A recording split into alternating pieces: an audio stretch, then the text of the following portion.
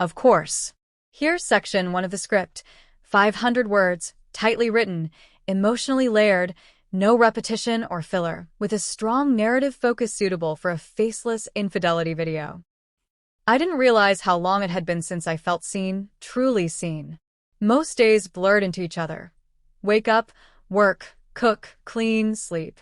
My husband and I hadn't spoken beyond necessities in months. If we shared the same room, we didn't share the same world. At some point, I stopped expecting anything. It was easier to be invisible than to be disappointed. My son, Ethan, was the only constant that brought me some joy. He's 17, bright, introverted, and polite in a way that often made people raise their eyebrows, like teenagers weren't supposed to be that decent.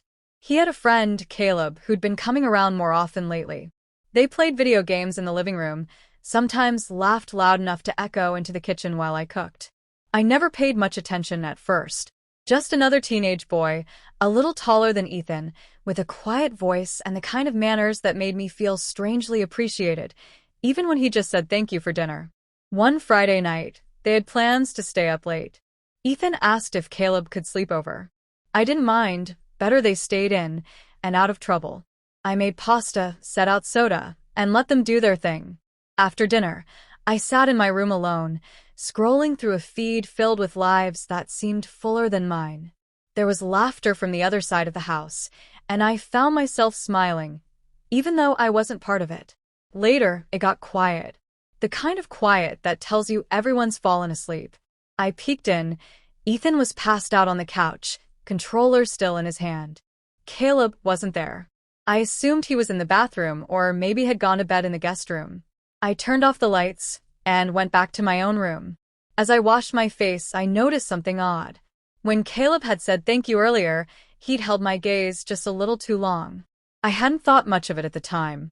But now, alone with my thoughts, I replayed it. The way his eyes lingered, the way he smiled, soft, not just polite. I shook it off. I was reading too much into nothing. At least, that's what I told myself. When I climbed into bed, the house was still. The silence was soothing, almost enough to forget how lonely I'd become. I reached for the book on my nightstand, but my mind drifted elsewhere. To that fleeting moment at dinner. To the way my skin tingled when our hands brushed accidentally while passing a bowl. It wasn't anything. It couldn't be. Still, I lay there, fully aware of the hollowness beside me where affection used to be. Fully aware of how long it had been since someone looked at me like I mattered. And somewhere deep down, I already knew something had shifted. Let me know when you're ready for section 2. Here is section 2 of the script, exactly 500 words, continuing directly from the previous part. It's tight, emotionally focused, and moves the plot forward without repetition or filler. I was just about to drift off when I heard the soft creak of my door. I sat up quickly, heart suddenly alert. Caleb stood there, half in shadow, hands at his sides. For a moment, neither of us said anything. He looked uncertain, like he didn't expect me to be awake. "I'm sorry," he whispered. "I didn't mean to scare you. I couldn't sleep." I blinked, trying to process what was happening. Is something wrong? He stepped in slowly, barely lifting his feet off the floor. No. I felt like I needed to talk. I didn't know who else. My instinct was to tell him to go back, but something in his voice stopped me. He didn't sound like a teenager in that moment. He sounded like someone carrying more than he should be. I nodded, unsure why. He sat down on the edge of the bed, eyes on the floor. "You probably think I'm weird. I know I shouldn't be here, but I've been feeling like I don't belong anywhere lately. And tonight, when we were all at the table, I felt comfortable, like I was in a real home." His voice cracked, and I saw a flicker of something too honest to ignore. I should have set boundaries, reminded him this was wrong, but instead, I listened. And I watched him. "I noticed things," he continued. "How you always smile when Ethan talks about his music. How you check on both of us, without making it obvious. You make things feel safe." There was a long pause. I should have said something, should have created distance. But I didn't. My chest tightened as he finally looked at me, and there was no mistaking it this time. It wasn't gratitude in his eyes. It was something else. Something that made me feel exposed and noticed all at once. "You're not invisible," he said quietly, as if he could read every thought I tried to hide. The words struck deeper than they should have. I hadn't realized how starved I was for that kind of attention until it was handed to me so plainly. I wanted to tell him to stop, to leave, but I stayed silent. My breathing changed. He noticed. His hand brushed against mine. It was the gentlest touch, hesitant and trembling, but it set everything off. The warning bells in my mind were drowned out by the aching in my chest, the loneliness I'd buried for so long. "I shouldn't be here," he murmured, still not letting go. But he didn't move either. My voice was barely audible. "I know." Yet we stayed there, fingers barely touching, silence stretching too far. I didn't pull away. I didn't tell him to go.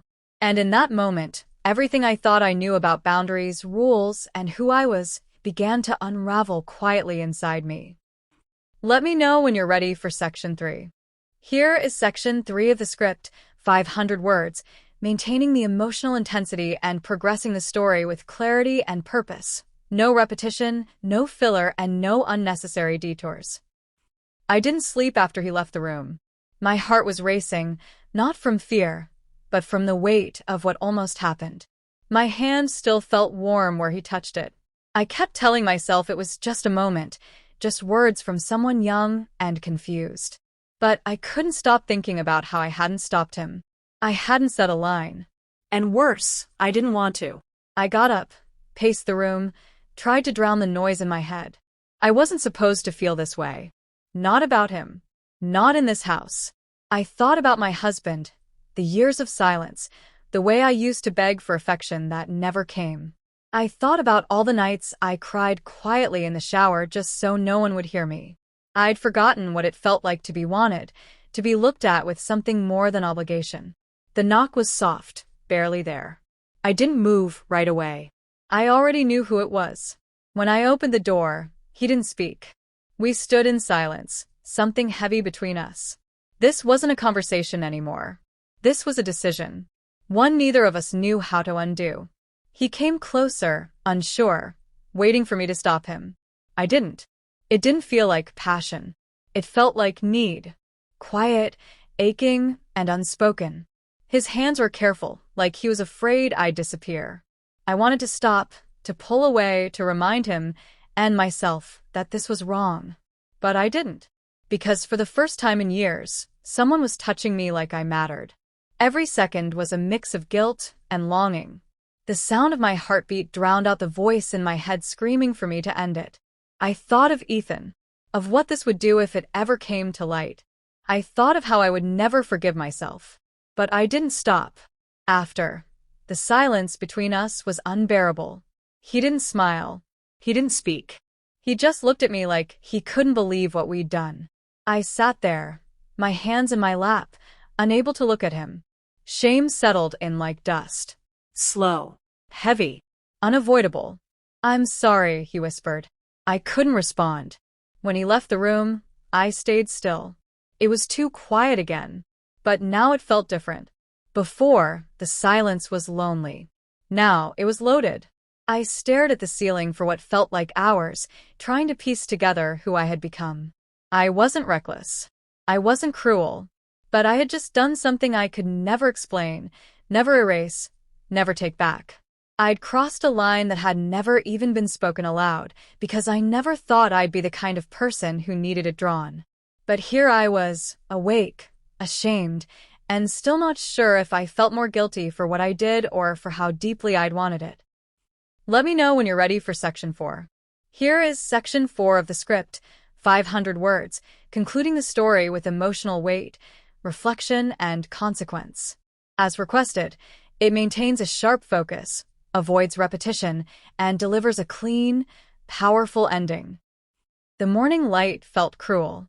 Everything looked normal, but nothing felt the same.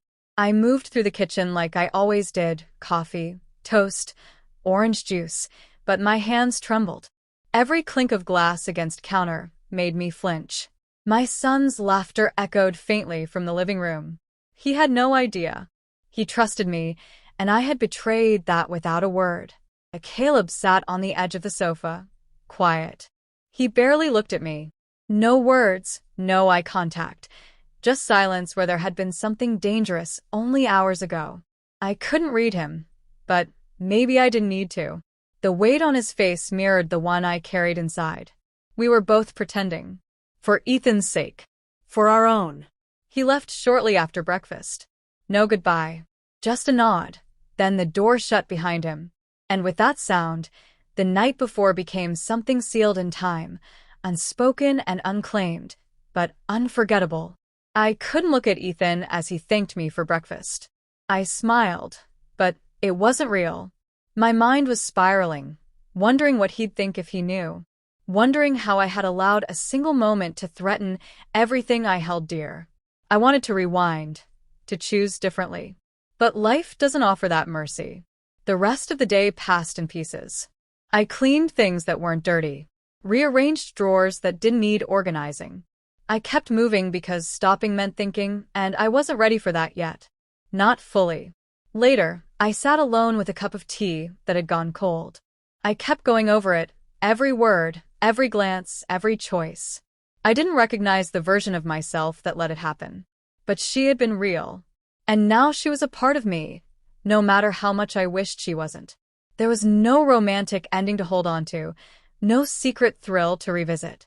Just emptiness, guilt, and a deep, aching awareness of what I'd jeopardized. I didn't know if Caleb would ever come back. I didn't know if he should.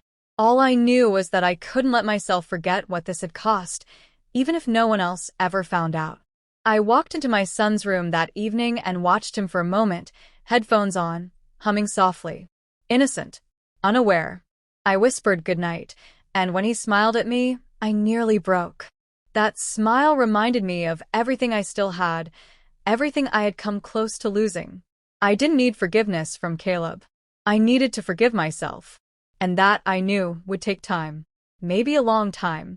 But I owed that effort to the woman I used to be, the one who would have never opened the door. And so I sat there, quiet, finally ready to face myself. Not as a victim, not as someone seduced, but as someone who made a choice. One I would carry quietly, painfully, but honestly for as long as I lived.